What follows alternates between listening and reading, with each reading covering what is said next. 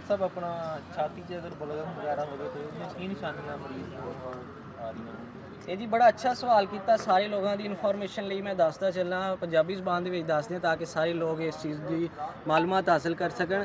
ਛਾਤੀ 'ਚ ਜੇ ਬਲਗਮ ਹੋਏਗੀ ਤਾਂ ਸਭ ਤੋਂ ਪਹਿਲੇ ਖਾਂਸੀ ਆਏਗੀ, ਖਾਂਸੀ ਦੇ ਨਾਲ ਬਲਗਮ ਆਏਗੀ ਜਿਹਨੂੰ ਪ੍ਰੋਡਕਟਿਵ ਕਫ ਕਹਿੰਦੇ ਹੈ। ਬਲਗਮ ਦੀ ਰੰਗਤ ਸਫੇਦ ਵੀ ਹੋ ਸਕਦੀ, ਗਾੜੀ ਹੋਏਗੀ, ਪੀਲੇ ਰੰਗ ਦੀ ਹੋ ਸਕਦੀ, ਸਬਜ਼ ਰੰਗ ਦੀ ਹੋ ਸਕਦੀ।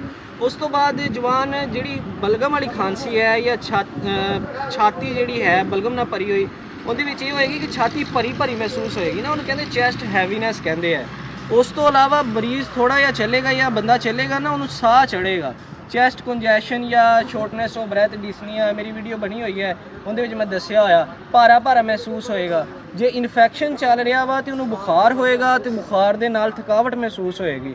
ਉਸ ਤੋਂ ਇਲਾਵਾ ਜੇ ਬਹੁਤ ਸ਼ਦੀਦ ਮਸਲਾ ਯਾਨੀ ਕਿ ਨਮੂਨੀਆ ਦੀਆਂ ਅਲਾਮਤਾਂ ਜੇ ਮਰੀਜ਼ ਦੇ ਅੰਦਰ ਆ ਰਹੀਆਂ ਵਾ ਤੇ ਹੋ ਸਕਦਾ ਕਿ ਉਹ ਲੰਬਾ ਸਾਹ ਲਵੇ ਤੇ ਉਹਦੀ ਮਖਸੂਸ ਦਰਦ ਹੋਵੇ ਇੱਕ ਖਾਸ ਪੁਆਇੰਟ ਤੇ, ਉਸ ਦਰਦ ਨੂੰ ਕਹਿੰਦੇ ਆ ਪਲੂਰਿਟਿਕ ਚੈਸਟ ਪੇਨ।